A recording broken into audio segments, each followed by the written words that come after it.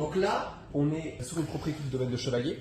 Donc les vignes que vous avez là-bas, c'est des vignes qui appartiennent à Chevalier. On est au Pugeot-Fleury. C'est des vignes qui sont 100% en biodynamie ici. Moi, je me suis installé en tant qu'apiculteur professionnel à Léognan en 2020 et j'ai rencontré du coup Olivier Bernard et il m'a proposé en fait ce bâtiment-là pour m'installer et pour y faire ma miellerie. Et ça me permet de travailler et de faire tout le travail de miellerie avec les abeilles. Le miel est extrait ici, enfin il est récolté sur les ruchers, il est extrait ici et mis en pot ici, c'est tout. Je vends que du miel en fait. Il n'y a pas de transformation, je fais pas de pain d'épices, je fais pas de bonbons, je fais pas de nougat, je fais pas de ces choses-là. Le chemin du miel en fait, dans la miellerie, le camion rentre par la grande porte ici, je décharge la palette de miel et la première étape c'est d'aller dans la chambre chaude. La chambre chaude, le but c'est de maintenir le miel à température et hygrométrie constante. Parce qu'en fait, le miel, c'est hygroscopique. Ça veut dire que ça capte l'humidité. Et ça, on n'en veut pas. Parce qu'un miel qui capte trop d'humidité, il fermente. Et donc, il n'est pas impropre à la consommation, mais il n'est pas bon. Le but, c'est de maintenir le miel à température de la ruche, à hygrométrie plutôt basse, pour pas qu'il se charge en humidité. Donc, on a un miel qui est à température de la ruche. Température du couvain dans la ruche, on est aux alentours de 34 degrés à peu près. Donc là, je mets la chambre, elle est réglée à 29 en général. 29 degrés, c'est vraiment la température qui est idéale pour le fonctionnement du déshumidificateur en fait. Ça, c'est ce qu'on appelle la hausse. La hausse, c'est le volume, le compartiment supérieur qu'on s'autorise à prélever. Voilà, ça montre ce que vraiment je ramène aux ruches. Mais à quoi correspond ce volume?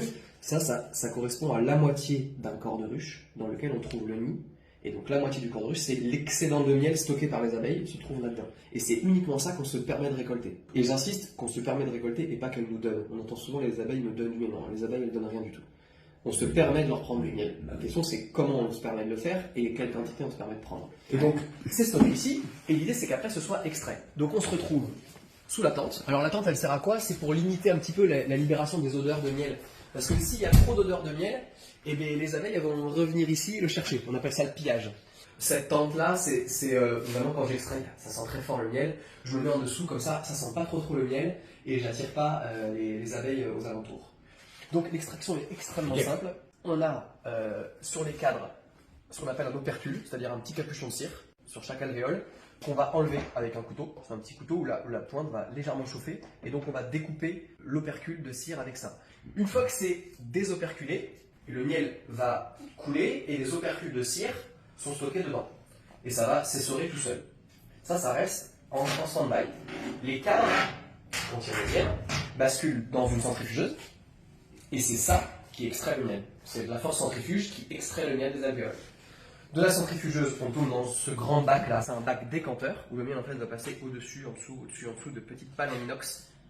Ce qui fait que ça va permettre de faire remonter toutes les petites bulles d'air, les petits bouts, les petits débris, les petits bouts de cire notamment. Et le miel va naturellement décanter comme ça. Pourquoi bain-marie? Parce que le but c'est quand même que le miel reste fluide. On appelle ça une extraction à froid parce qu'on ne surchauffe pas le miel. Donc l'idée c'est de régler le bain-marie pareil à 30 degrés pour que le miel reste à la température de la ruche. Et le miel ensuite est repompé et tombe dans les grands fûts bleus que vous avez là.